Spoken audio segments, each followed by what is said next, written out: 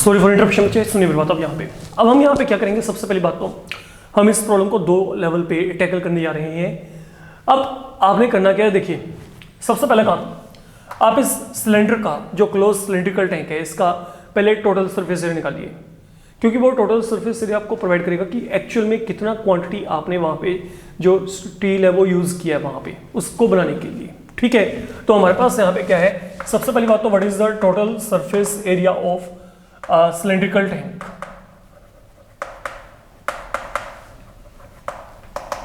तो ये जो है ना, ये एक्चुअल में आपको क्या बताएगा, एक्चुअल क्वांटिटी जो आपने यूज की है। तो actual quantity of steel you are going to use in making of tank that is equal to its total surface area. तो ये क्या आएगा, it we check, it will be 2 pi r into R plus H. Pi की value 22/7, radius यहाँ पे 2.1 है तो यहाँ पे 21/10, यहाँ पे 21/10, h की वैल्यू क्या 4.5 तो यहाँ पे 45/10। इसको सोल्व करके देखते हैं तो ये कितना आएगा 44, तो ये हो गया 44/3, 132/10 तो यहाँ पे आ गया, यहाँ पे 6/10। तो अगर आप यहाँ पे दोनों को मल्टीप्लाई करोगे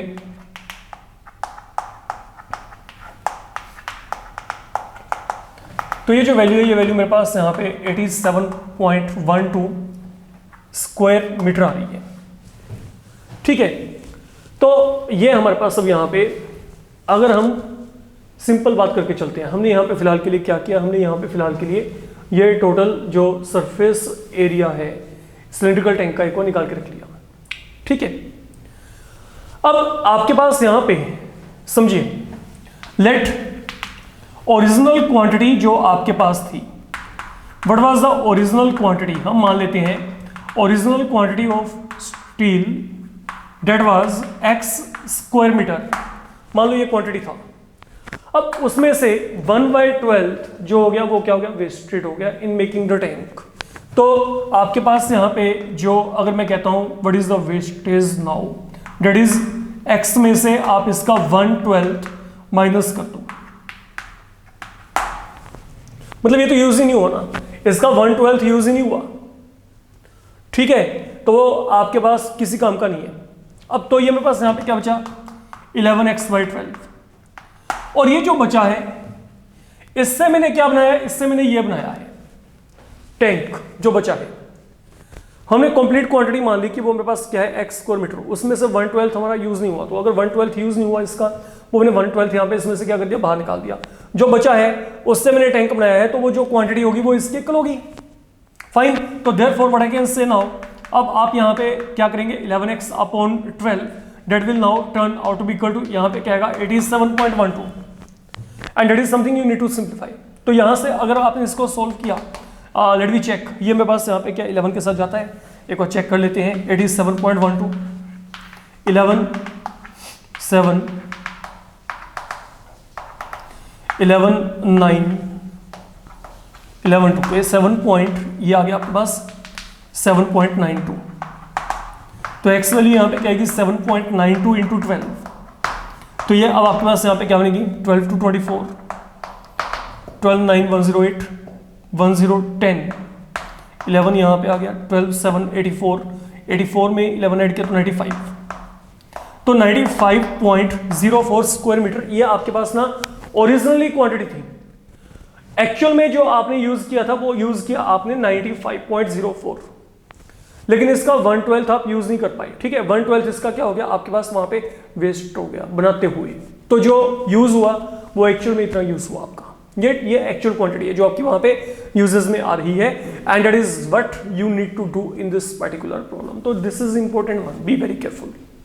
ठीक है, ये एग्जामिनेशन पॉइंट ऑफ व्यू बच्चे आपके पास एक इंपॉर्टेंट प्रॉब्लम है अनडाउटेडली, जिसको कि आपको ढंग से करके चलना पड़ेगा, ढंग से इसको करके चलेगा complete. Now coming towards some number 10।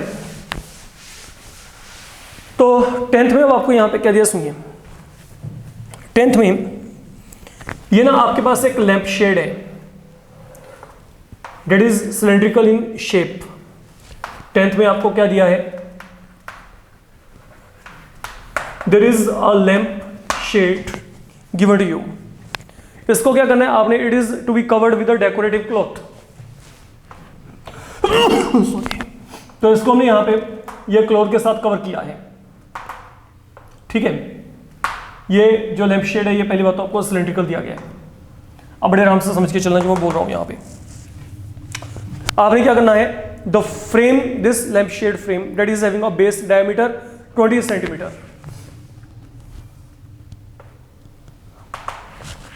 तो जो इसका बेस डायमीटर है ये आपके पास, आपको यहां पे डायमीटर क्या दिया 20 सेंटीमीटर, एंड जो हाइट है वो आपको दिया 30 सेंटीमीटर। अब आगे आप क्या करते हो, a margin of 2.5 centimetre is to be given for folding it over the top and bottom of the frame. तो जो क्लोथ है ना आपके पास यहाँ पे, ठीक है, अब जो क्लोथ है, क्लोथ के साथ आपने इसका डेकोरेशन करना है, मतलब क्लोथ को इसके ऊपर लपेट रहे हो, something like that, okay, decoration किया रही है। तो आपको क्या करना पड़ेगा, जो टॉप है, टॉप पे और बॉटम पे आपको जो है वहां पे मार्जिन छोड़ के चलना है, कितना 2.5 सेंटीमीटर ईच, ठीक है। तो अब आपने क्या करना है, a margin of 2.5 centimetre is to be given for folding it over the top and bottom of the frame. क्योंकि आप इसको क्या करोगे, जब वो जो कपड़ा होगा वो उसको अंदर की तरफ आपने क्या करना है, फोल्ड करना है। तो वो आपके पास 2.5 सेंटीमीटर का मार्जिन ऊपर से और 2.5 सेंटीमीटर का मार्जिन नीचे से चाहिए वो कपड़े का। इस बात को समझ के चलो, ठीक है। तो मतलब जो आपके पास ये जो है, ये मान लो ये जो मेरे पास यहाँ पे क्लोथ है, ये क्लोथ है मेरे पास यहाँ पे, ये क्लोथ मैंने ये 2.5 सेंटीमीटर मैंने ऊपर की तरफ यहाँ पे एडिशनल क्वांटिटी रखा है, ये भी रखा है। तो बेसिकली आपके पास जो ये है, ये बाद में जो क्लोथ है ये अंदर की तरफ फोल्ड कर देना है हमने, it is to be folded inside, ठीक है। सिंपल कॉन्सेप्ट है। अब आपने क्या करना है, आपने ये बताना है कि how much cloth is required for covering the lamp shade. तो अब अगर देखा जाए तो अब आपके पास जो क्लोथ है, ठीक है, जिससे आप लैंप शेड को कवर करोगे, that will also occupy shape of a cylindrical container, वो भी एक सिलेंड्रिकल कंटेनर की शेप में हो गया। सोच के चलो मैंने क्लोथ लिया, क्लोथ को उसके अराउंड यहाँ पे ऐसे रखा हुआ है, तो वो क्या होगा, ऊपर से वो क्या है, सर्कुलर, नीचे से भी क्या है, सर्कुलर। तो वहां पे क्या होगा, वो क्लोथ जो है वो भी वहां पे एक सिलेंड्रिकल शेप को ऑक्यूपाई करेगा। लेकिन वो जो क्लोथ है, अब उसकी हाइट कितनी है, ये सिलेंड्रिकल कंटेनर की हाइट क्या थी 30, तो 2.5 ऊपर एंड 2.5 नीचे, ये क्लोथ जो है, ओके, अगर आप इसको एटम मोमेंट चेक करेंगे तो जो इसका हाइट होगा that will be not 30 rather 35।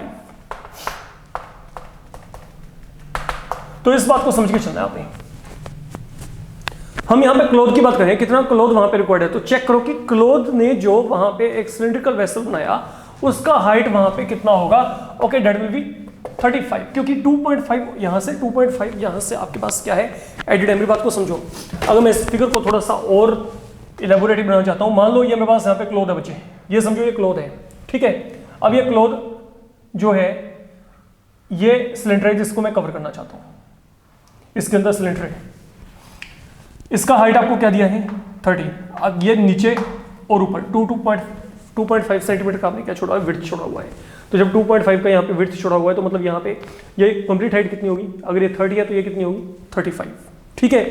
अब आपने करना क्या है, आपने ये बताना है कि what is the quantity of cloth required. तो ये जो क्लोथ है अगर देखा जाए, ठीक है, ये आपके पास यहाँ पे अगर ये सर्कुलर है तो कहीं पे भी मैं इसको इस तरीके से सर्कुलर इन बिटवीन आपके पास सेम वही आपके पास लेआउट रहेगा। इस बात को समझ के चलिए, ठीक है। ये आपके पास मैक्सिमम इसका एक्सप्लेनेशन है। अगर मैं बात करके चलूं तो आपके पास यहाँ पे क्या ये क्लोथ ये रहा, इसका क्लोथ का हाइट कितना है 35, रेडियस वही है, रेडियस कितना है, डायमीटर कितना है यहाँ पे 20, तो यहाँ पे रेडियस कितना आएगा 10, लगा लो फॉर्मूला। तो कवरिंग आपने क्या करनी है, आपने यहाँ पे ऊपर नीचे कवरिंग करनी है, समझे। अब आपको यहाँ पे जो कहा गया है आपने करना है how much cloth is required. तो अगर आप यहाँ पे क्लोथ की बात करके चलोगे, आप समझ के चलो, जो यहाँ पे और यहाँ पे तो ओपन है ना, ये यहाँ से ओपन है, क्यों, क्योंकि तभी आप अंदर की तरफ फोल्डिंग करेंगे, वरना फोल्डिंग होगी नहीं। तो अगर मैं कहता हूँ कि what is the quantity of cloth required, that will be equal to its CSA, simply calculate that one. तो आपके पास वहां पे जो ये वैल्यू आएगी, ओके, अगर मैं कहता हूं what is the quantity of cloth required, quantity of cloth required, that will be equal to, now that will be given by 2 pi r, okay, इसे कैपिटल H मान लेना चाहिए आप यहाँ पे, ठीक है। और फिगर आप डेफिनेटली ये शो कर सकते हो कि ये जो मेरे पास है, मेरे पास यहाँ पे क्लोथ की लेंथ है और ये आपका एक्चुअल सिलेंडर ये है जिसको आपने कवरिंग करके चलना है, that is the actual cylinder, okay. और जो ये साइड में ये आपके पास यहाँ पे क्लोथ है, बाद में मेरे को इस क्लोथ को फोल्ड करना है अंदर की तरफ, ये कोड को, ये जो क्लोथ है इसको मैंने अंदर की तरफ जो है फोल्डिंग करके चलना है। तो ये मेरे पास यहाँ पे क्या होगा 2 × पाई × r × h, एंड बच्चे that value can be evaluated, that I don't think इसमें आपको कोई प्रॉब्लम आएगी।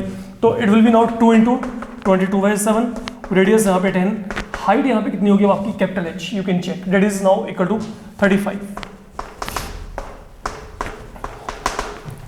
That is answer there, okay. 2200, अगर मैं बात करता हूँ 5 × 10 तो यहाँ पे 2200 square centimetre, this is the quantity of cloth required on your part. अगर मैं इस प्रॉब्लम के रिगार्डिंग बात करता हूँ तो this is important one, okay. ये भी थोड़ा सा ट्रिकी है क्योंकि जनरली बच्चे हो सकते हैं कि ये 2.5 के कंसेप्ट को माइंड में ना रखें और कुछ और ही वहाँ पे कैलकुलेशंस करके आ जाए, तो please don't do that and be careful, fine.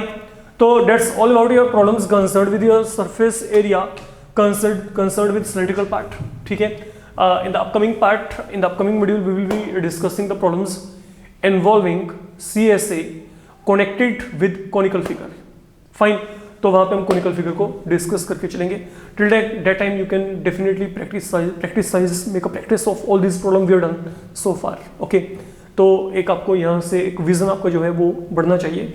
And then जो भी आपके पास वहाँ पे आगे कोई और जो है बुक है जिसको आप फॉलो करते हो, reference book, that can also be taken into consideration accordingly.